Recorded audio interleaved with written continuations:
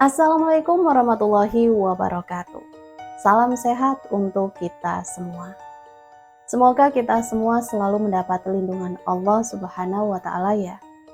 Diberikan nikmat sehat walafiat serta dimudahkan segala urusannya. Amin ya Rabbal Alamin. Kesempatan kali ini Mimin akan membagikan satu cerita misteri. Seperti apa ceritanya? Mari kita mulai.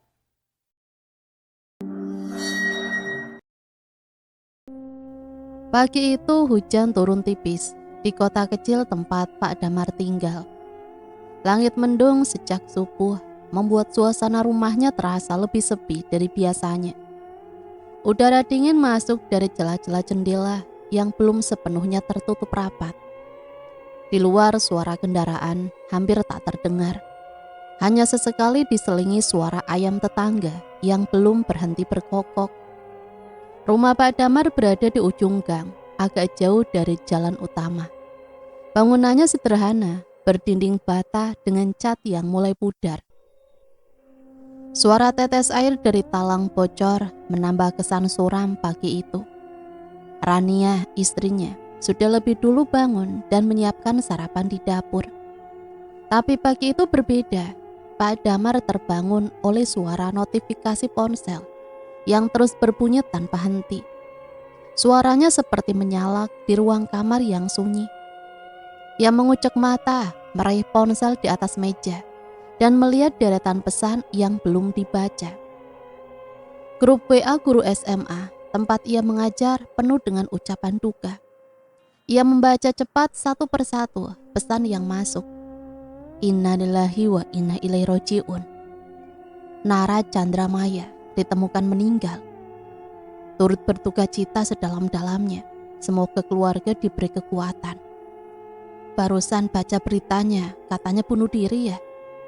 Pak Damar mendadak duduk tegak, nafasnya tercekat. Jarinya bergetar saat membuka salah satu tautan berita yang dikirim oleh rekannya. Judulnya membuat dadanya sesak. Siswi SMA gantung diri. Tinggalkan catatan yang tuduh guru. Diduga sedang hamil. Ia membaca pelan-pelan, memastikan matanya tidak salah menangkap kata. Nama korban jelas disebut Nara Chandramaya. Nara, siswi bimbingan akademiknya. Siswi yang cerdas, pendiam, dan selalu tepat waktu saat konsultasi. Pak Damar menelan ludah. Matanya masih terpaku pada layar ponsel. Diduga korban melakukan bunuh diri di kamar kos pada malam hari. Ditemukan catatan tulisan tangan yang menyebutkan tekanan dari salah satu guru di sekolahannya. Sumber menyebutkan korban juga sedang hamil saat kejadian. Tangannya gemetar, ia meletakkan ponsel di atas meja. Kepalanya tertunduk. Mas, suara Rania pelan dari pintu. Kenapa? Siapa yang meninggal? Pak Damar tak langsung menjawab. Ia tarik nafas panjang, menatap istrinya yang berdiri dengan celemek masih melekat di tubuh. Rania mendekat, melihat wajah suaminya yang pucat. Nara meninggal. Ucap Pak Damar lirih. Rania terdiam. Yang Nara itu murid bimbinganmu? Pak Damar mengangguk pelan. Katanya bunuh diri. Rania menutup mulut dengan tangan. Ya Allah, hening sejenak, hanya suara hujan di luar yang terdengar. Pak Damar berdiri, berjalan ke ruang tamu, dan duduk di kursi dekat jendela. Pandangannya kosong, pikirannya melayang di hari-hari terakhir bersama Nara. Tidak ada yang aneh, semua pertemuan mereka dilakukan di ruang guru. Topiknya selalu soal akademis. Nara tidak pernah menunjukkan tanda-tanda tertekan. Justru sebaliknya, ia selalu antusias saat membahas topik-topik yang sulit. Mas, apa yang sebenarnya? Kamu kelihatan panik. Tanya Rania lagi, kini duduk di seberang. Ada catatan bunuh diri. Nara menulis. Dia menyebut seorang guru. Media menyiratkan bahwa guru itu mungkin aku. Wajahnya berubah, Maksudnya kamu yang dituduh? Aku nggak tahu, tapi semuanya mengarah ke sana. Aku guru pembimbingnya. Orang pasti langsung berpikir begitu. Ya Allah mas, ini serius. Pak Damar hanya diam. Ia memejamkan mata, mencoba mengingat kembali setiap pertemuan dengan Nara. Tidak ada yang salah, selalu menjaga jarak. Ia selalu memastikan tidak pernah bertemu empat mata, kecuali di ruang terbuka. Tapi sekarang semua itu tidak ada gunanya. Masyarakat tidak peduli pada penjelasan. Mereka hanya melihat siapa yang paling dekat dengan korban. Ponselnya kembali berbunyi. Notifikasi grup kali ini lebih kacau. Ada yang bertanya-tanya siapa guru yang dimaksud. Beberapa menyebut nama Pak Damar secara tersirat. Ada yang langsung mengirim emoji sedih di balasan pesannya sebelumnya. Orang-orang mulai menebak-nebak. Apa kamu yakin kamu gak pernah bilang atau lakukan sesuatu yang bisa disalahartikan? Tanya Rania pelan. Pak Damar menoleh cepat. Maksudmu aku bersalah? Bukan, aku cuma bertanya. Aku tahu kamu mas, tapi orang lain mungkin gak tahu. Ia tidak menjawab. Suasana jadi dingin, hujan makin deras. Ia bangkit, masuk ke kamar, membuka lemari.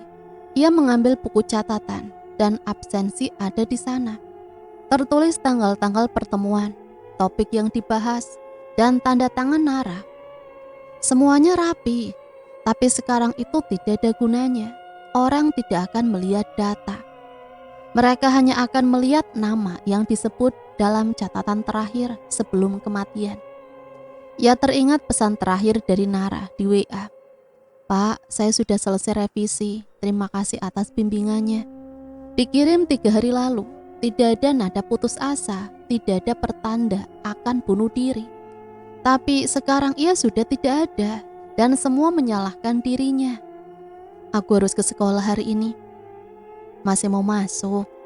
Kalau orang-orang, aku gak bisa bersembunyi.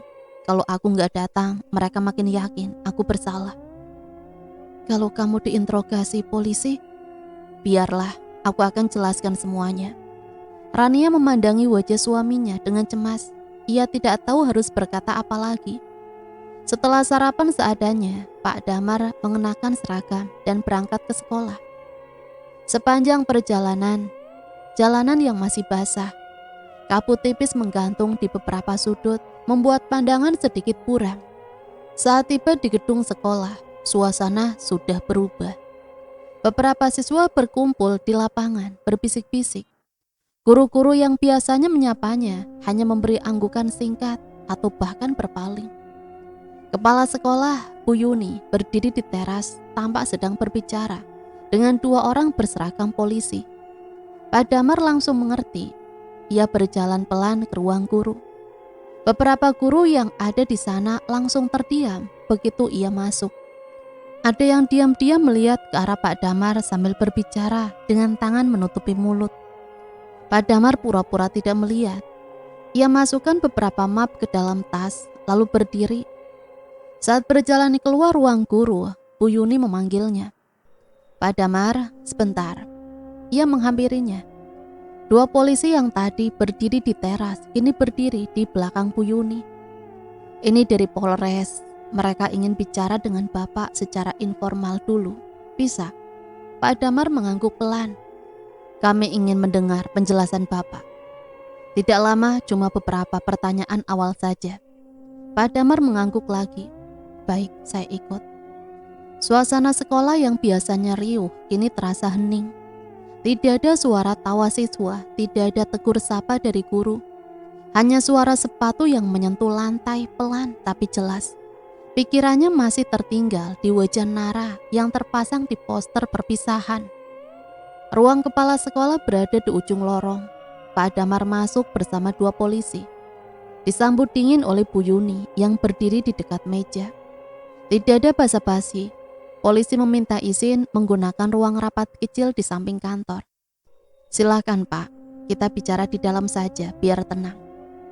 Pak Damar mengangguk, masuk dan duduk di kursi paling dekat ke pintu. Polisi yang satunya membuka map coklat, mengeluarkan beberapa lembar kertas dan mulai membaca. Pak Damar, ini hanya pertanyaan awal. Tidak perlu tegang. Kami hanya ingin mencocokkan informasi. Silakan dijawab singkat. Hubungan Bapak dengan almarhumah Nara bagaimana? Saya guru pembimbingnya, fokus bimbingan akademik. Dia memang sering konsultasi, tapi semua dilakukan di ruang guru atau ruang kelas. Apakah pernah bertemu secara pribadi di luar jam sekolah? Tidak pernah, bahkan saya tidak punya nomor pribadinya. Semua komunikasi lewat grup kelas atau WA resmi bimbingan. Polisi mencatat, apakah Bapak tahu kalau Nara sedang hamil? Pak Damar menggeleng. Tidak, saya baru tahu dari berita pagi tadi. Selama bimbingan, apakah pernah korban menunjukkan tanda-tanda tertekan, cemas, atau berubah sikap? Pak Damar diam sejenak. Ia mencoba mengingat. Tidak ada, dia selalu tenang, fokus. Kadang memang pendiam, tapi itu sudah dari awal. Tidak ada yang berubah. Polisi menatapnya lama. Bapak tahu, dalam catatan yang ditinggalkan korban, menyebutkan ada tekanan dari guru. Tidak disebut nama, tapi ada yang menduga itu Bapak. Saya tahu, tapi saya tidak pernah melakukan hal yang bisa disebut tekanan, apalagi sampai membuat dia seperti itu. Percakapan berlangsung sekitar 20 menit. Pertanyaan-pertanyaan itu tidak terlalu dalam, tapi cukup membuat Pak Damar merasa duduk di ujung tebing. Setelah selesai, polisi menutup mapnya. Kami akan lanjutkan proses penyelidikan. Untuk saat ini Bapak belum ditetapkan sebagai tersangka, tapi kami minta Bapak tetap kooperatif dan tidak keluar kota dulu. Pak Damar mengangguk pelan. Saya akan tetap di sini. Setelah polisi pergi, ia kembali duduk di ruang guru, tapi suasananya sudah tidak bisa diterima. Beberapa guru diam-diam meninggalkan ruangan saat ia masuk. Yang lainnya pura-pura sibuk. Hanya Pak Esa yang tetap duduk di mejanya, memandangi layar komputer. Udah selesai, Mar? Tanya Esa tanpa menoleh. Udah, mereka cuma tanya-tanya aja. Pak Esa akhirnya menoleh. Ia berdiri, berjalan pelan ke arah Pak Damar, lalu menepuk baunya pelan. Kalau butuh tempat cerita, bilang aja. Pak Damar mengangguk. Terima kasih, Sa. Tapi yang lain sudah lihat aku seperti pelaku. Mereka cuma takut ikut terseret. Itu naluri orang-orang, tapi aku tahu kamu bukan orang seperti itu. Ia berjalan cepat ke arah taman kecil di belakang sekolah. Di sana ia duduk di bangku kayu yang sudah mulai lapuk. Udara segar, tapi tidak membuat dadanya lega. Ia menunduk, menutup wajah dengan kedua tangan. Detak jantungnya tidak teratur. Mencoba mengatur nafas, tapi tetap saja berat. Semua rasa bercampur, malu, takut, marah, dan bingung. Pak Damar. Ia menoleh, seorang siswi berdiri di dekat pohon ragu-ragu. Kenapa? Aku cuma mau bilang, Pak. Maaf, teman-teman banyak yang ngomong macam-macam, tapi aku percaya Bapak enggak seperti mereka bilang. Pak Damar hanya menatap. Ia mengenali siswi itu, mungkin kelas 10 atau 11. Ia ingin bicara, tapi suaranya tidak keluar. Semangat ya, Pak, kata siswi itu pelan lalu pergi. Pak Damar kembali duduk. Hujan mulai turun, rintik-rintik. Ia tidak bergerak. Biarlah bajunya sedikit basah. Suara hujan menutupi semua yang lain, tapi pikirannya masih gaduh. Kata-kata orang-orang menggema terus di kepalanya. Tatapan mereka, bisikan mereka, tulisan di media, semuanya menusuk perlahan tapi dalam. Saat kembali ke ruang guru, suasana belum berubah. Semua tetap jaga jarak, bahkan saat ia lewat di belakang Bu Lestari. Perempuan itu menarik kursinya sedikit menjauh, seakan ia membawa penyakit. Esa menyusul tak lama setelah itu. Aku dengar orang-orang mulai kirim email ke kepala sekolah. Isi emailnya permintaan agar kamu cuti sementara. Katanya demi ketenangan sekolah. Katanya lirih. Pak Damar tidak menjawab. Aku tahu kamu bukan orang jahat, Mar, tapi orang-orang butuh kambing hitam. Dan sekarang kamu paling dekat dengan korban. Aku cuma pengen tahu satu hal. Apa? Kenapa Nara nulis itu? Kalau dia benar-benar mau minta tolong, kenapa tidak bicara langsung? Kenapa dia malah ninggalin catatan seperti itu? Sore itu Pak Damar pulang lebih awal. Di gerbang sekolah ia sempat melihat dua wartawan berdiri sambil memegang kamera. Ia langsung menunduk dan berjalan cepat. Ia tidak ingin fotonya terpajang di berita dengan judul yang tidak bisa ia kontrol. Sesamanya di rumah, Rania sudah menunggunya di ruang tamu. Wajahnya penuh tanya, tapi tidak langsung bicara. Ia tahu suaminya lelah. Pak Damar duduk di sofa, melepas sepatu dan bersandar dengan mata tertutup. Orang-orang sudah mulai percaya berita itu ya? Tanya Rania pelan. Iya, kamu boleh jujur sama aku istrimu. Kalau memang pernah khilaf atau apapun bilang sekarang.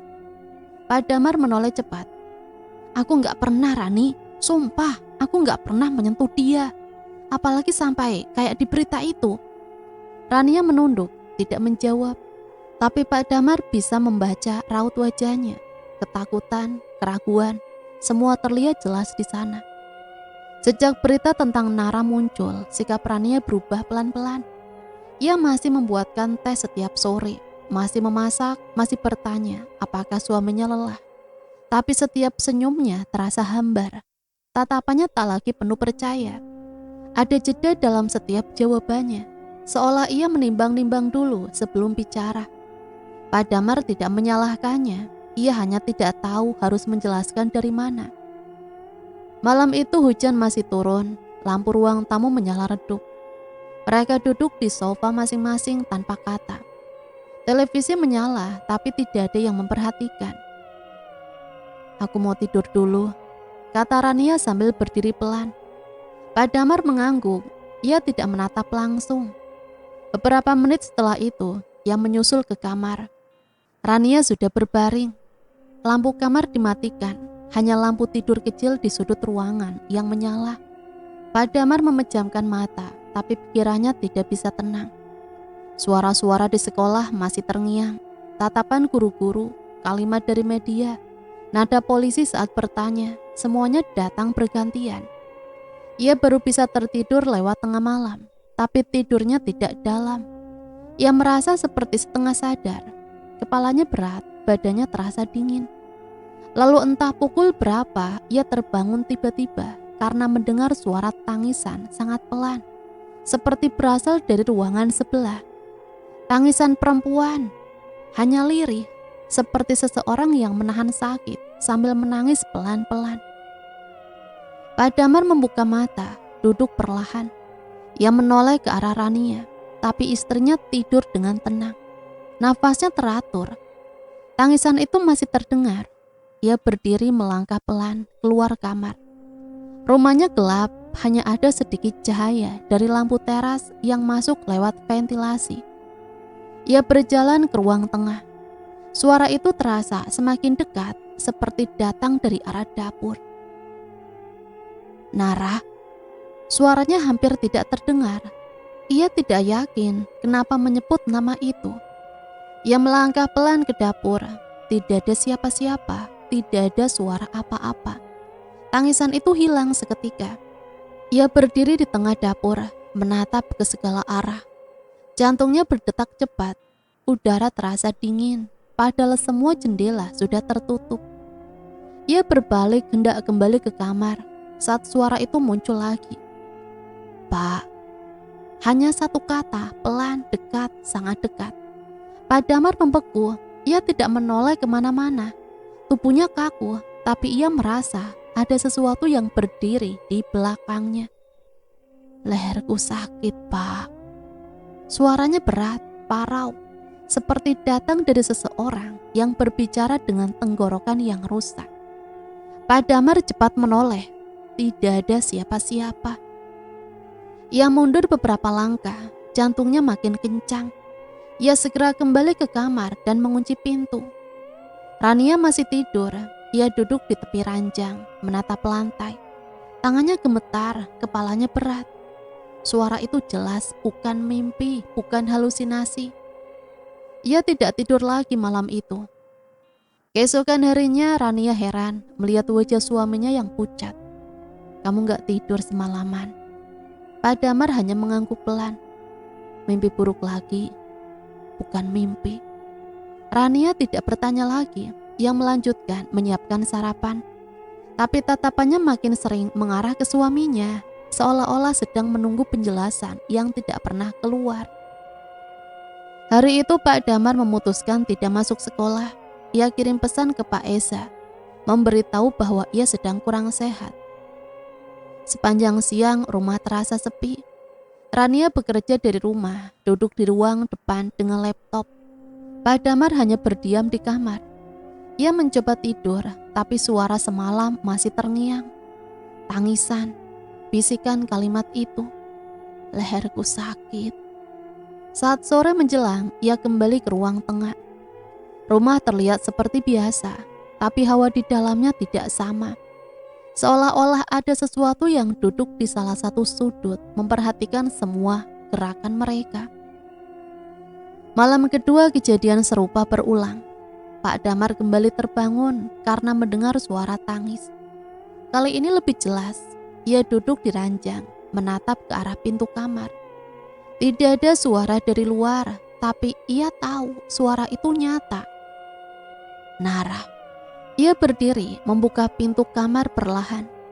Ruangan depan kosong, semua lampu sudah dimatikan. Tapi di ujung ruangan dekat jendela, ia melihat sosok berdiri. Seorang perempuan. Pak Damar mematung. Sosok itu berdiri diam menghadap ke arah luar jendela. Rambutnya panjang, menjuntai, menutupi sebagian wajah. Pakaiannya putih kusam, seperti seragam sekolah, tapi warnanya pudar. Kakinya telanjang, dan yang paling jelas kulit wajahnya pucat, matanya melotot, dan di lehernya terlihat garis kebiruan yang memanjang seperti bekas jeratan tali. Sosok itu menoleh perlahan, wajahnya rusak, lidahnya menjulur sedikit, matanya tak berkedip. Pak Damar mundur satu langkah, kakinya tersandung kursi. Ia jatuh terduduk, sosok itu masih menatapnya, lalu perlahan seperti kabut. Tubuh itu memudar, menghilang begitu saja. Tidak ada suara, tidak ada jejak. Pak Damar masih tertunduk di lantai. Nafasnya terengah, matanya tidak berkedip. Ia tidak tahu berapa lama ia duduk di situ. Saat Rania membangunkannya pagi hari, ia masih berada di lantai ruang tengah, membeku. Matanya merah, tubuhnya dingin. Mas, ya Allah, kamu kenapa? Pak Damar hanya menggeleng. Aku lihat dia, Rani. Aku lihat Nara. Rania terdiam. Ia tidak langsung merespon. Dia datang, berdiri di jendela. Dia bilang lehernya sakit. Mas, kamu jangan ngomong yang aneh-aneh. Mungkin kamu kecapean. Enggak, ini bukan mimpi. Aku tahu apa yang aku lihat. Rania menarik nafas panjang. Ia membantu suaminya duduk di sofa, lalu mengambilkan air putih. Aku juga takut, Mas. Tapi kita juga jangan langsung percaya hal-hal seperti itu. Aku juga gak mau percaya, Rani. Tapi suara itu nyata. Wujudnya nyata. Rania duduk di sebelahnya, memegang tangan suaminya. Tapi genggamannya dingin. Kamu yakin kamu gak pernah menyakiti dia? Pak Damar menoleh cepat. Kamu masih gak percaya sama aku? Aku mau percaya, tapi semua ini aneh. Dia datang ke kamu, bukan ke orang lain. Dia bilang lehernya sakit ke kamu, bukan ke orang lain. Kenapa begitu? Pak Damar tidak bisa menjawab. Pertanyaan itu sama seperti yang ada dalam pikirannya sejak malam pertama. Kenapa Nara datang ke rumahnya? Kenapa menyampaikan keluhan itu pada dirinya? Ia mulai merasa bahwa ini bukan sekedar gangguan. Ada maksud dari semua ini, tapi maksud apa? Ia belum tahu. Malam ketiga ia tidak berani tidur. Ia duduk di ruang tamu sampai dini hari. Lampu dinyalakan semua, tidak ada suara, tidak ada bayangan. Tapi perasaan itu tetap ada. Perasaan diawasi seperti ada sepasang mata yang terus mengawasinya dari sudut ruangan. Kadang ia menoleh cepat, berharap bisa menangkap sosok itu lagi. Tapi malam itu tetap tenang, tidak ada suara, tidak ada bayangan. Hanya lampu ruang tamu yang menyala redup dan jam dinding yang berdetak lambat. Tapi ketenangan itu tidak benar-benar menenangkan. Justru seperti ketenangan palsu sebelum sesuatu datang kembali. Pagi harinya Pak Damar membuka ponsel yang semalam tidak ia sentuh. Notifikasi puluhan, grup WA, grup sekolah, pesan pribadi, dan beberapa nomor yang tidak ia simpan. Semua berisi hal yang sama, berita terbaru soal kasus Nara. Kali ini bukan cuma media lokal, beberapa portal berita nasional mulai ikut menulis. Guru SMA diduga terlibat kasus bunuh diri dan kehamilan siswi. Ini kronologinya, keluarga korban. Dia yang merusak anak kami. Judul-judul itu terasa seperti tamparan di wajah. Nama Damar tidak ditulis lengkap, tapi semua orang tahu siapa yang dimaksud. Di salah satu artikel bahkan ditampilkan foto dirinya dari belakang saat sedang berjalan keluar dari ruang kepala sekolah. Rania duduk di meja makan sambil menatap ponselnya sendiri, matanya sembab. Pak Damar tahu istrinya membaca hal yang sama. Ia tidak tahu harus bilang apa. Aku gak kuat kalau terus kayak gini, Mas, kata Rania lirih. Pak Damar hanya mengangguk. Aku juga gak tahu harus bagaimana. Mereka nuduh kamu dan kamu gak bisa ngelawan. Semua kayak udah percaya aja. Aku cuma punya satu kebenaran, Ran, dan itu gak cukup buat mereka. Rania tidak menjawab. Ia berdiri lalu masuk ke kamar. Suara tangisan pelan terdengar dari balik pintu. Pak Damar hanya duduk diam di ruang makan, menatap tembok. Rasanya tubuhnya berat, tapi bukan karena lelah fisik. Ini seperti beban yang tidak bisa dilihat, tapi selalu menekan dari segala arah. Menjelang siang, kepala sekolah menghubunginya, tidak lewat telepon, hanya lewat pesan singkat. Pak Damar, mohon izin, kami sedang membahas situasi Bapak di rapat pimpinan. Kami akan informasikan keputusannya sore ini. Terima kasih atas pengertiannya. Pak Damar hanya menatap pesan itu. Ia tidak membalas. Ia tahu arti kata-kata seperti situasi Bapak dan pengertian. Hanya pengganti dari kata yang lebih langsung, bebas tugas sementara. Sekitar sore, Eza datang. Ia duduk di teras memandang jalanan gang yang basah habis hujan. Barusan keluar suratnya, kamu dibebas tugaskan sampai proses penyelidikan selesai, kata Eza pelan. Pak Damar tidak terkejut. Aku sudah duga, mereka bilang itu cuma sementara. Tapi kamu tahu sendiri kan, kalau udah kayak gini gak akan ada yang benar-benar netral. Aku dengar keluarga Nara sudah angkat bicara ke media. Ibunya bilang, kamu orang terakhir yang sering sama Nara. Ayah tirinya juga nuduh langsung. Aku gak pernah nyentuh dia. Iya, aku tahu, tapi orang-orang lebih percaya cerita yang paling ramai, bukan yang paling benar. Beberapa detik kemudian ia berdiri menepuk bahu Pak Damar lalu pamit. Malamnya mimpi itu datang lagi. Pak Damar melihat dirinya berdiri di depan papan tulis, tapi semua siswa menatapnya dengan wajah kosong.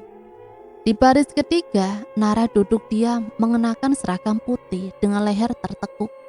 Matanya menatap lurus ke arahnya. Saat ia hendak mendekat, semua siswa berbalik dan menghilang satu persatu kecuali Nara.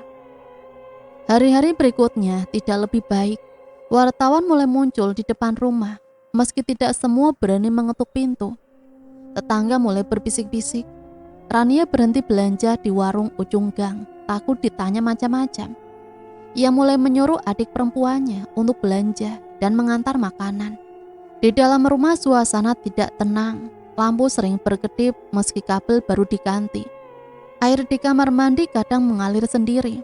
Pintu lemari terbuka tanpa alasan. Dan setiap malam suara yang sama kembali muncul. Tangisan pelan, bisikan nama, dan kalimat yang selalu diulang. Pak Damar, leherku sakit. Suatu malam Pak Damar duduk sendirian di ruang tamu. Rania sudah tidur lebih dulu. Televisi menyala tanpa suara. Ia memandangi layar kosong, tapi pikirannya kemana-mana. Di sela-sela kesunyian, ia mulai berbicara sendiri. Nara, kalau memang kamu butuh bantuan, tunjukkan. Tapi kalau kamu marah, maafkan aku. Aku gak tahu apa salahku. Aku gak ngerti kenapa kamu datang ke aku. Tidak ada jawaban, tapi hawa di ruangan tiba-tiba dingin. Seperti ada angin lewat, meskipun semua jendela tertutup.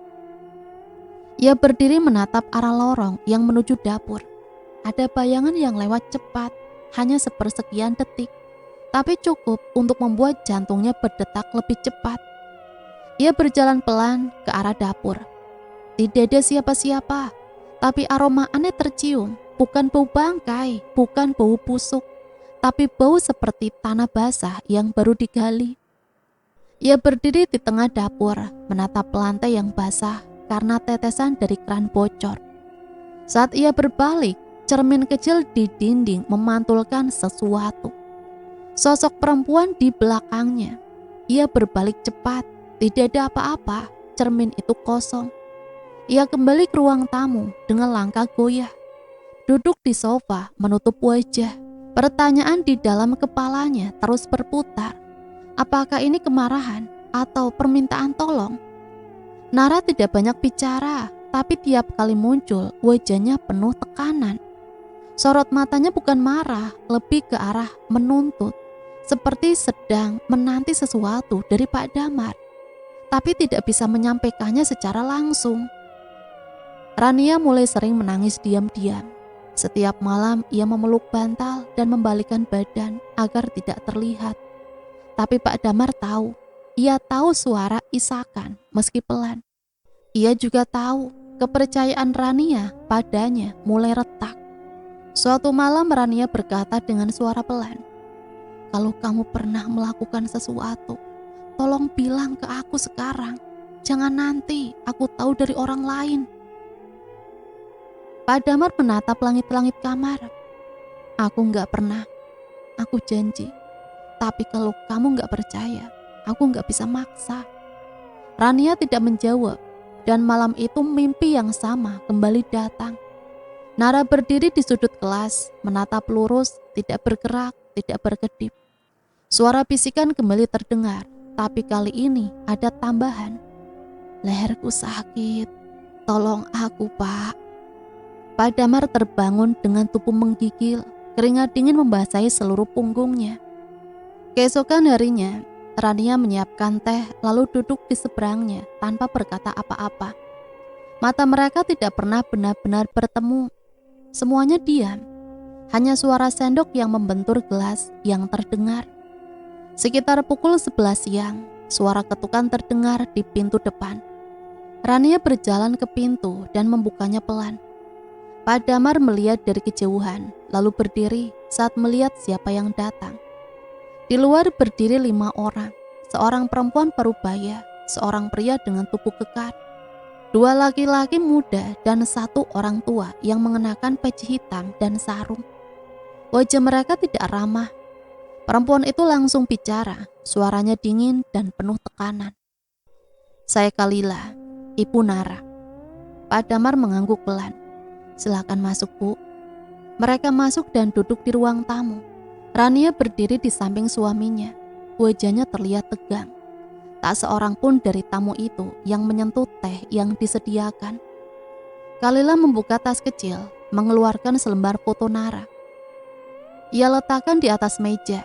Pandangannya tajam, mengarah ke Pak Damar.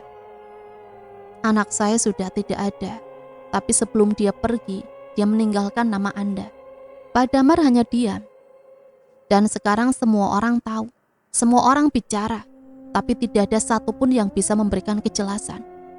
Kami datang hari ini bukan untuk berdebat, kami ingin kepastian. Kalau Anda memang tidak bersalah, buktikan. Pak Damar menelan ludah.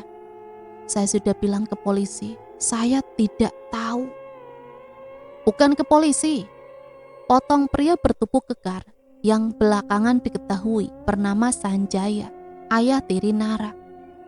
Kami gak percaya proses hukum, buktikan di hadapan Tuhan. Orang tua yang duduk di tengah akhirnya bicara. Suaranya tenang tapi dalam. Kami hanya minta satu hal, sumpah pocong. Rania langsung tersentak. Itu berlebihan, Pak. Kalau suami ibu memang tidak bersalah, kenapa takut? Tanya Kalila. Rania menoleh ke Pak Damar. Wajahnya bingung antara marah, takut, dan tak tahu harus berkata apa. Mas, gak usah diladenin. Ini bukan cara, Mas. Pak Damar menghela nafas. Tapi kali ini matanya menatap lurus ke arah Kalila. Saya bersedia. Rania menatap suaminya tajam. Mas, gak usah diladenin. Sudah cukup. Aku gak bisa hidup kayak gini terus, Ran. Semua orang curiga. Rumah ini gak tenang. Aku cuma mau bukti kalau ini satu-satunya cara buat bersihin nama aku. Baiklah, kita laksanakan malam Jumat Kliwon ini di musola lama di belakang kebun mangga. Saya akan urus semua keperluannya. Setelah mereka pergi, Rania masih berdiri, mematung di ruang tamu. Mas, kamu pikir ini bisa menyelesaikan semuanya? Aku gak tahu, tapi aku harus lakukan sesuatu. Malam Jumat Kliwon tiba. Udara malam itu lebih dingin dari biasanya. Langit mendung tapi belum turun hujan. Musola yang dimaksud berada di pinggir desa, dekat lahan kosong yang dipenuhi pohon mangga dan rumput liar. Bangunan kecil, dindingnya kusam, catnya mengelupas. Lampu di teras hanya satu, remang dan berkedip. Beberapa orang sudah menunggu di dalam. Tokoh masyarakat itu berdiri di sisi mimbar. Sanjaya, Kalila, dan beberapa kerabat Nara duduk berjejer. Rania ikut, tapi wajahnya pucat dan penuh ketakutan. Ia berdiri dekat pintu, seolah siap lari kapan saja. Pak Damar masuk mengenakan baju koko putih dan sarung. Ia duduk di tengah ruangan. Di sampingnya sudah disiapkan kain kafan, beberapa lembar sajadah dan Al-Quran. Suasana hening. Tak ada suara selain nyanyian jangkrik dari luar. Sudah siap. Pak Damar mengangguk. Pak Damar dibaringkan di atas sajadah. Kain kafan mulai dibalutkan ke tubuhnya satu persatu, hingga seluruh tubuhnya tertutup kecuali wajah. Rania menunduk menggenggam tangan erat di balik mukena. Kalila menatapnya tanpa ekspresi. Sanjaya mengatupkan mulut, matanya menajam. Saat semua kain sudah terpasang, lampu di musola sempat meredup. Beberapa orang melihat ke atas, tapi tidak berkata apa-apa. Tokoh masyarakat membuka Al-Quran, lalu memandu sumpah. Bersumpahlah bahwa kamu tidak pernah menyentuh Nara secara tidak pantas. Saya bersumpah demi Allah, saya tidak pernah menyentuh Nara secara tidak pantas. Bersumpahlah bahwa kamu bukan penyebab kematiannya. Saya bersumpah, saya bukan penyebab kematiannya. Bersumpahlah bahwa kamu tidak pernah menghamili Nara. Saya bersumpah, saya tidak pernah menghamili Nara. Suara Pak Damar gemetar, tapi tetap jelas. Matanya basah, tapi tidak menangis. Saat sumpah terakhir selesai diucapkan, ruangan hening. Semua menatapnya, tapi tak satu pun bicara. Tiba-tiba Damar membuka mata lebar-lebar. Di atas pintu musola, ia melihat sesuatu, samar tapi jelas. Sosok perempuan berdiri diam, rambut panjang, seragam putih, wajah pucat, mata melotot. Di lehernya ada garis kebiruan dan di kakinya tidak ada alas. Sosok itu menatap lurus ke arahnya. Nara hanya berdiri, tidak bergerak, tapi cukup untuk membuat jantungnya berdebar kencang. Pak Damar menahan nafas, ia tidak berteriak, hanya menatap balik, dan sosok itu mengangguk pelan, lalu menghilang. Tak ada yang lain yang bereaksi, seolah hanya dirinya yang melihat itu. Setelah kain kafan dibuka dan ia dibantu duduk, suasana tetap hening. Tidak ada keanehan, tidak ada suara gaib, tidak ada benda bergerak sendiri. Tapi Pak Damar merasa dadanya sedikit lebih ringan, seperti beban yang tadinya menekan, perlahan mengendur. Namun saat ia berdiri dan menatap ke arah Kalila dan Sanjaya, ia menangkap sesuatu yang lain. Di belakang Sanjaya, tepat di bahunya, ia melihat sekilas bayangan Nara. Wajahnya pucat, matanya melotot seperti sebelumnya. Tapi kali ini tanpa isakan, tanpa kata. Tubuhnya samar seperti kabut yang bergerak. Namun yang paling jelas adalah arah telunjuknya lurus ke punggung Sanjaya. Bukan sekedar hadir, tapi menunjuk dengan tatapan tajam dan tegas. Bayangan itu begitu jelas, tapi hanya ia yang melihatnya. Tidak ada orang lain yang menunjukkan reaksi. Bahkan Rania yang berdiri di sampingnya tidak menoleh. Saat acara ditutup dan semua mulai bersiap pulang, suasana musola terasa sunyi. Langit mendung, angin mulai berhembus, tapi udara malam tidak membawa kesejukan. Justru sebaliknya, dingin yang dirasakan Pak Damar terasa aneh, menekan dari dalam. Langkah-langkah para tamu terdengar berat, tidak ada yang bersuara selain doa penutup dari tokoh masyarakat. Itu pun lirih dan singkat. Pak Damar menatap Kalila saat berpamitan. Perempuan itu hanya mengangguk, tidak menyentuh tangannya. Tapi tatapan curiga di matanya tidak hilang. Sanjaya malah langsung berjalan ke arah mobil, tidak bicara sepatah kata pun. Namun bayangan yang Pak Damar lihat tadi sudah cukup tertanam kuat di kepalanya. Dalam perjalanan pulang, Rania tidak banyak bicara. Wajahnya masih tegang. Di motor tangannya menggenggam jaket suaminya erat-erat. Tapi bukan karena takut kehilangan, melainkan karena bingung harus berkata apa. Sampai di rumah, ia langsung masuk dan duduk di ruang tamu. Pak Damar menyusul beberapa menit kemudian setelah meletakkan sandal dan jaket. "Aku lihat tadi," ucapnya tiba-tiba. Rania menoleh cepat. "Siapa?" "Nara di musola. Dia berdiri di belakang Sanjaya." Rania terdiam. Dia nggak bicara, tapi dia nunjuk ke arah Sanjaya. Wajahnya sama kayak sebelumnya, tapi kali ini nggak sedih, nggak minta tolong, lebih kayak ngasih tahu. Rania menarik nafas panjang, menunduk. "Mas, kamu yakin itu bukan cuma bayangan? Kalau itu bayangan, kenapa cuma datang di waktu-waktu tertentu? Dan kenapa selalu ke aku?" "Karena kamu satu-satunya yang mungkin dia anggap bisa dipercaya." Pak Damar menatap lantai. Kata-kata Rania masuk akal, tapi di sisi lain menambah beban di dadanya. Jika benar Nara hanya bisa muncul padanya, berarti apa yang ia lihat bukan sekedar gangguan, tapi pesan. Keesokan harinya suasana rumah tetap sunyi. Rania pergi ke rumah ibunya, alasannya ingin menjauh sebentar dari tekanan. Pak Damar tidak melarang, ia tahu istrinya butuh ruang. Di rumah ia hanya duduk di kursi ruang tamu, menatap tembok, pikirannya terus memutar ulang kejadian semalam. Menjelang siang Pak Damar membuka ponsel dan melihat pesan dari Pak Eza.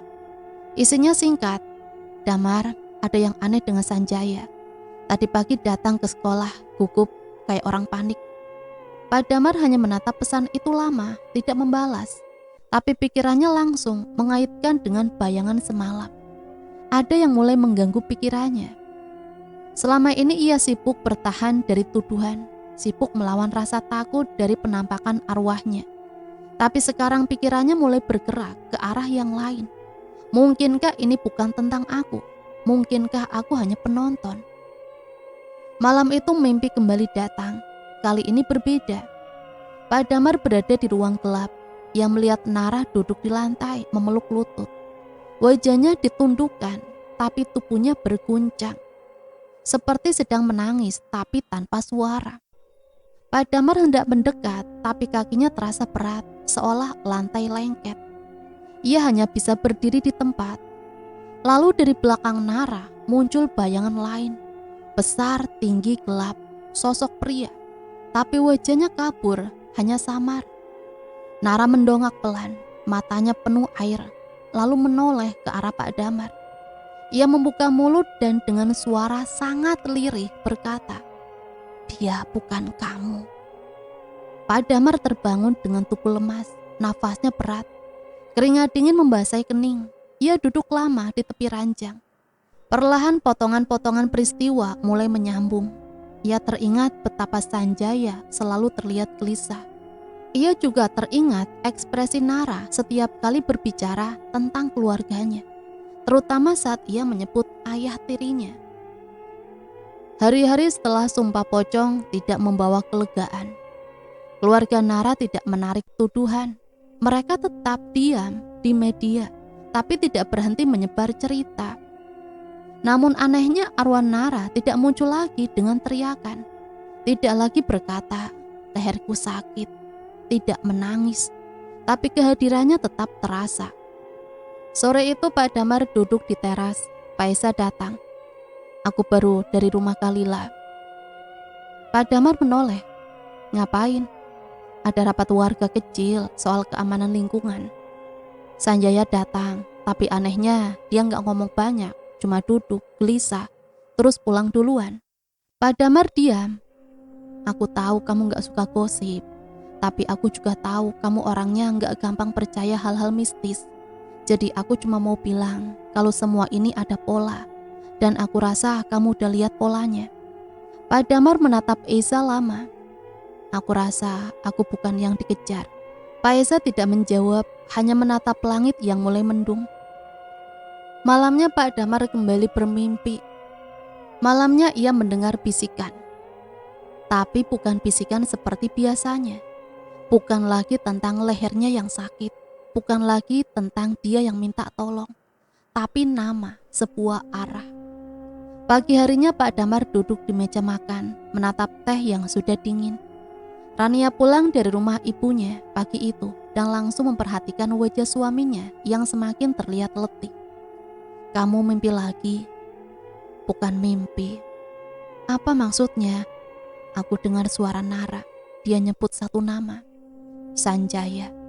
Rania terdiam, matanya menatap Pak Damar tanpa berkedip. Siangnya Pak Damar mengemasi beberapa pakaian dan berangkat menuju kampung halaman Nara. Rania sempat melarang, tapi akhirnya diam setelah melihat tekad di wajah suaminya. Tidak ada yang bisa menjelaskan kenapa ia harus ke sana. Tapi ada sesuatu yang mendorongnya, sesuatu yang lebih kuat dari rasa takut. Perjalanan tidak terlalu jauh, sekitar 2 jam dengan mobil. Kampung itu sunyi, rumah-rumah rapat, jalanannya sempit. Rumah Kalila terletak di ujung gang kecil yang hanya muat 1 kendaraan. Pak Damar berdiri cukup lama di depan gerbang sebelum mengetuk. Rasanya seperti sedang mengetuk pintu sesuatu yang tidak bisa diprediksi.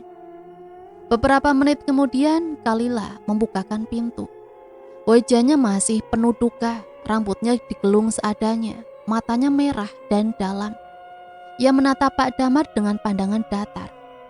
Saya cuma mau bicara, Bu, sebentar saja. Kalila tidak langsung menjawab, tapi akhirnya ia membuka pagar dan mempersilahkan masuk. Di dalam rumah suasana suram, jendela tertutup, tirai digantung rendah, tidak ada suara TV, tidak ada musik. Hanya keheningan yang menekan. Sanjaya duduk di kursi tamu. Tubuhnya terlihat lebih kurus dari terakhir kali dilihat Pak Damar. Wajahnya pucat, dagunya ditumbuhi jenggot tipis yang tidak terurus. Ia tidak menyapa, hanya melirik cepat lalu kembali menunduk. Maaf, saya datang tiba-tiba, ucap Pak Damar membuka percakapan. Saya masih bingung kenapa semua ini bisa terjadi. Tapi saya punya satu alasan ke sini. Apa? Suara Sanjaya serak. Karena saya rasa Nara belum tenang. Dia terus datang ke saya dan dia menyebut nama Anda. Sanjaya langsung menatap, matanya terbuka lebar, tapi tidak berkata apa-apa. Tangannya mencengkram lutut. Dia bilang, Sanjaya, itu saja. Tapi cukup membuat saya datang ke sini. Hening beberapa saat, Kalila kembali ke ruang tamu membawa teh. Ia duduk di samping suaminya, tapi tak berkata sepatah kata pun. Pak Damar menghabiskan teh itu seteguk, lalu ia menatap mereka berdua. Kalau kalian mau saya pergi. Tapi saya minta izin untuk bermalam di sini 1 malam saja. Saya cuma mau dengar, mungkin ada suara lain. Kalila akhirnya bicara. Mau ngapain lagi Pak Damar? Anak saya sudah meninggal. Bapak sudah sumpah pocong. Sekarang mau nginap di sini juga. Bukan buat pembelaan diri, Bu. Tapi kalau benar arwah Nara belum tenang, mungkin dia masih ingin bicara. Saya nggak yakin ke siapa lagi dia bisa datang. Kalila menatapnya lama, lalu akhirnya berkata, silahkan. Malam pertama di rumah itu terasa lebih dingin dari biasanya.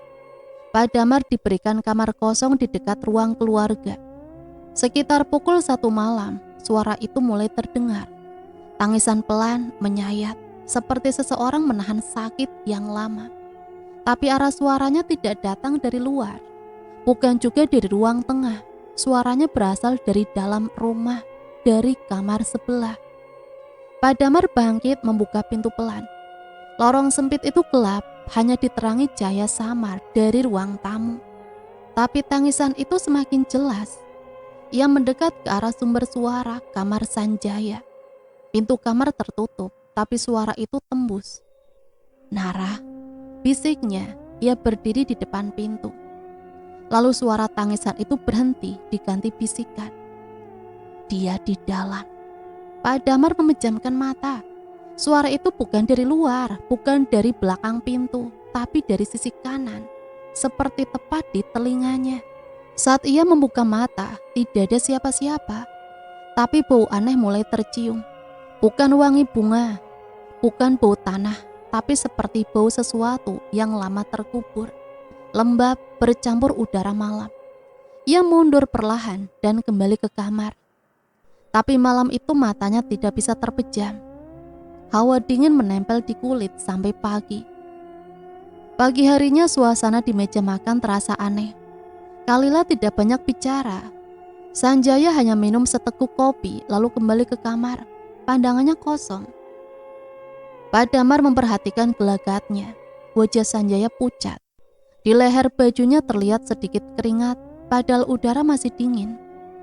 Sebelum berangkat, Pak Damar kembali berbicara ke Kalila.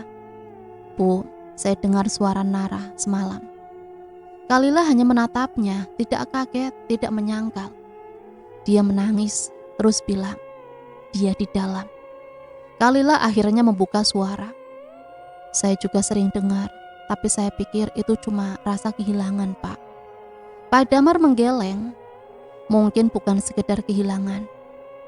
Kalila menunduk, tangannya meremas sendok kecil di cangkir yang sudah dingin sejak tadi. Wajahnya seperti menahan sesuatu yang lama ingin keluar, tapi terus ia telan. Pak Damar tidak berkata apa-apa lagi. Percuma mendesak, suasana rumah itu seperti rumah yang tak nyaman. Diamnya terlalu lama dan udara di dalamnya seperti menyimpan suara-suara yang tidak mau keluar. Menjelang sore seorang datang, perempuan setengah baya dengan suara riuh yang langsung memecah sunyi. Namanya Liana, adik Kalila, Tante Nara. Perawakannya besar, rambut dikuncir asal, dan suaranya terdengar dari ujung gang saat ia masih berbincang dengan tetangga. Begitu masuk ke rumah, suaranya berubah jadi sendu. Dia langsung memeluk Kalila dan menangis terseduh. Nara, kenapa kamu begitu? Suara Tante Liana gemetar, tangisannya deras. Ia duduk di ruang tamu, memeluk bantal sofa, menggoyang tubuhnya pelan, seperti menenangkan diri. Pak Damar duduk di sudut, hanya mengamati. Kalila duduk di samping adiknya, sesekali mengusap punggungnya. Sanjaya tidak keluar kamar. Suasana sore itu kembali tegang, tapi bukan karena pertengkaran. Tangisan itu mengisi seluruh ruangan, membuat udara makin berat. Aku mimpi dia semalam. Dia duduk di ranjangku, pakai baju sekolah.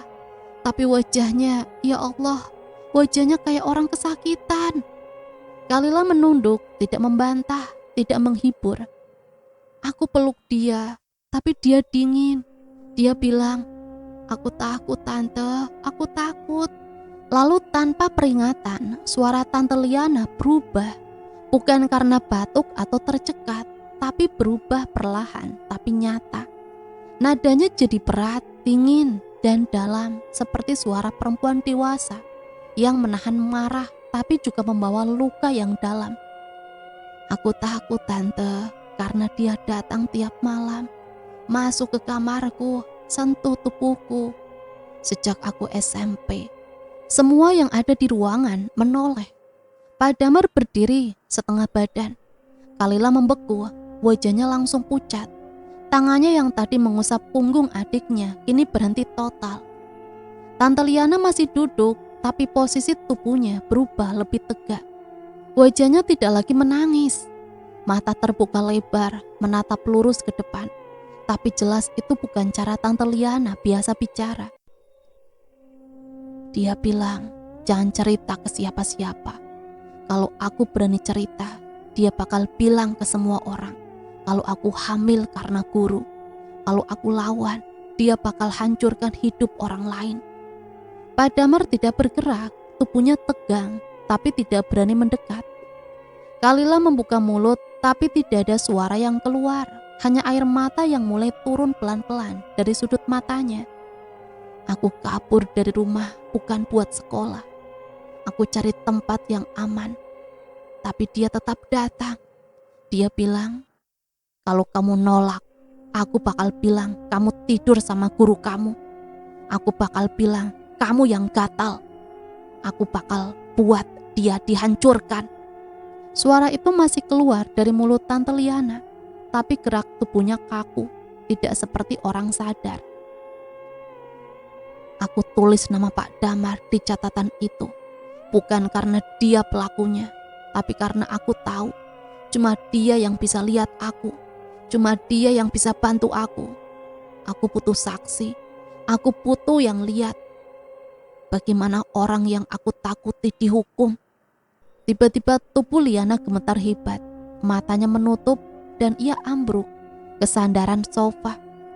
Kalila langsung menjerit dan memeluk adiknya yang mulai lemas. Pak Damar maju dan membantu menopang bahunya. Liana mengerang pelan. Kenapa badan aku panas semua? Fisiknya lemah. Dari kejauhan suara pintu kamar terbuka. Sanjaya muncul. Wajahnya pucat, tubuhnya sedikit membungkuk. Dia berdiri lama di ambang pintu kamar, menatap ke arah ruang tamu, lalu ke arah Kalila. Ada apa? Tanyanya pelan. Kalila tidak menjawab, tapi wajahnya penuh kemarahan yang ditahan. Sanjaya berjalan pelan, mengambil air minum di dapur, lalu kembali ke kamar. Langkahnya berat seperti orang sakit, tapi tak satu pun dari mereka menoleh untuk memperhatikan. Suasana rumah menjadi lebih dingin dari biasanya, bukan karena udara malam, tapi karena satu kebenaran yang mulai keluar dari tempatnya. Malam itu Pak Damar tidak tidur. Ia duduk di ruang tamu, memandangi cermin kecil yang tergantung di dinding. Bayangannya sendiri tampak berbeda. Matanya cekung, wajahnya lebih tirus dari seminggu lalu. Ia tidak lagi merasa terpojok karena sekarang ia tahu semua ini bukan tentang hantu, tapi tentang pesan, tentang satu suara yang selama ini dikira kutukan. Ternyata adalah permintaan-permintaan untuk disaksikan kebenarannya. Dari kamar belakang, suara Liana terdengar batuk pelan. Lalu terdengar seperti berbicara, tapi Pak Damar tidak mendengar jelas. Ia hanya duduk diam, menanti sesuatu, seperti seseorang yang tahu malam ini belum selesai. Dan memang belum, karena dari arah dapur terdengar suara benda jatuh, seperti gelas atau piring yang dilempar, lalu pecah menghantam lantai. Pak Damar langsung berdiri. Suara itu keras, memecah keheningan rumah yang sejak tadi sudah terasa berat. Beberapa detik kemudian terdengar teriakan dari kamar Sanjaya. Bukan teriakan marah atau minta tolong, tapi teriakan yang tidak wajar. Seperti orang dicekik, diseret, lalu dibakar dalam waktu yang bersamaan. Suaranya parau, putus-putus, dan penuh penderitaan. Ampuni aku, ampun, tolong leherku. Kalila langsung keluar dari kamar Liana, wajahnya panik, matanya membesar. Ia dan Pak Damar saling menatap, lalu berlari ke arah kamar Sanjaya. Begitu mereka mendorong pintu itu, bau menyengat langsung menyeruak. Bukan bau busuk, bukan pula bau darah. tapi bau keringat yang bercampur tanah basah dan sesuatu yang seperti terbakar dari dalam. Sanjaya tergeletak di lantai, tubuhnya kejang-kejang, membentur lantai berulang kali. Matanya terbuka lebar seperti hendak meloncat keluar. Lidahnya menjulur, basah dan kaku. Tapi yang paling mengerikan adalah tangannya. Kedua tangan itu mencakar lehernya sendiri. Bukan garukan pelan, tapi cakaran dalam yang meninggalkan bekas merah gelap. Ya Allah, Sanjaya! Kalila berteriak histeris. Ia hendak mendekat, tapi terhenti setengah langkah. Matanya melihat sesuatu yang tak bisa dijelaskan. Pak Damar di ambang pintu, berdiri diam. Ia tidak bergerak, tidak juga bicara. Tapi dadanya naik turun cepat. Nafasnya berat, wajahnya kaku. Pemandangan di depan matanya bukan sesuatu yang baru.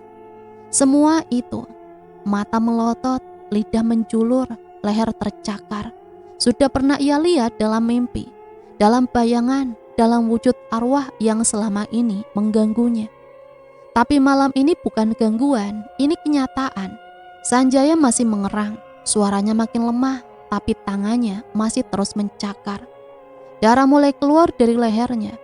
Satu garis memanjang dari bawah telinga hingga ke bahu. Tubuhnya mengeliat seperti orang kejang, lalu perlahan mulai melemah. Dia datang, dia di sini, dia lihat aku, dia tahu aku, teriak Sanjaya, nafasnya berat. Tante Liana muncul dari belakang, wajahnya pucat pasi. Ia berdiri di samping Kalila, memegangi bahu kakaknya yang mulai menangis keras. Pak Damar, tolong dia, tolong suami saya, Pak. Teriak Kalila terisak, memeluk dada. Pak Damar melangkah pelan masuk ke kamar. Di tengah ruangan sempit itu, di antara kasur yang berantakan dan lemari tua, tubuh Sanjaya masih terbaring, tapi kini hanya gemetar kecil. Matanya masih terbuka, tapi seperti sudah tidak fokus. Suaranya hilang, nafasnya tinggal pendek-pendek. Lalu Pak Damar melihatnya di sudut kamar berdiri sosok Nara. Wajahnya tidak seperti sebelumnya, tidak ada isak, tidak ada teriakan. Matanya tidak melotot. Ia berdiri diam, menatap ke arah tubuh Sanjaya yang kini hampir tidak bergerak. Rambutnya dibiarkan terurai, pakaiannya putih, lehernya yang masih memperlihatkan garis kebiruan. Tapi ekspresinya tenang. Ia menoleh ke arah Pak Damar. Bibirnya bergerak pelan. Terima kasih. Lalu tubuhnya memudar seperti asap yang tertiup angin. Tidak ada suara, tidak ada bau, hanya ketenangan yang tertinggal. Pak Damar jatuh berlutut, lututnya lemas, tangannya gemetar, matanya basah. Tapi bukan karena takut, tapi karena semua beban yang ia pikul selama ini pelan-pelan mulai rontok. Kalila berteriak, suaranya pecah. Ia memeluk dinding lalu jatuh terduduk. Tidak mungkin. Tidak mungkin dia pelakunya, tidak mungkin. Tante Liana berusaha menenangkannya, tapi ia sendiri masih terkejut.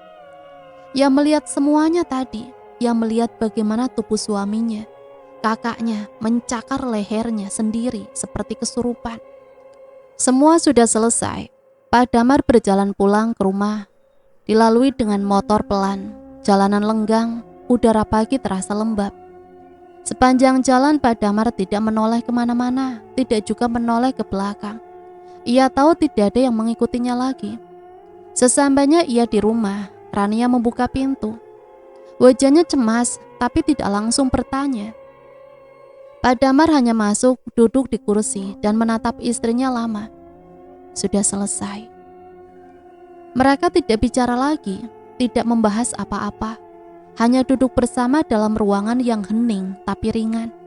Tidak ada bayangan di sudut ruangan, tidak ada hawa dingin yang menyusup tiba-tiba. Malam-malam berikutnya pun sama. Pak Damar bisa tidur dengan nyenyak.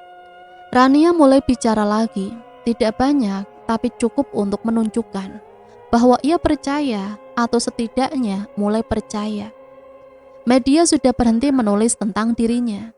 Polisi tidak datang lagi. Sekolah tidak memanggil, tidak ada permintaan maaf, tidak ada pencabutan tuduhan secara resmi. Tapi itu bukan yang dicari Pak Damar sejak awal. Ia tidak pernah meminta namanya dibersihkan. Ia hanya ingin tahu siapa yang sebenarnya bersalah. Dan dia sudah tahu reputasinya mungkin tidak akan pulih seperti dulu. Nama baiknya sudah tercoreng. Tetangga masih bicara pelan jika ia lewat. Anak-anak sekolah mungkin masih berbisik jika melihatnya di jalan. Tapi semua itu tidak terlalu penting lagi. Karena di dalam dirinya, ia tahu siapa dirinya sebenarnya. Dan yang lebih penting, Nara juga tahu. Ia ingat senyum tipis itu. Ia ingat bagaimana arwah itu tidak lagi menangis, tidak lagi berteriak, tidak lagi muncul dalam ketakutan. Tapi datang hanya untuk pamit dan pergi tanpa dendam. Dan cerita selesai sampai di sini. Semoga cerita ini bisa menemani hari-hari teman-teman semua ya. Sampai di sini Mimin pamit undur diri, mohon maaf apabila banyak salah kata. Matur nuwun, wassalamualaikum warahmatullahi wabarakatuh.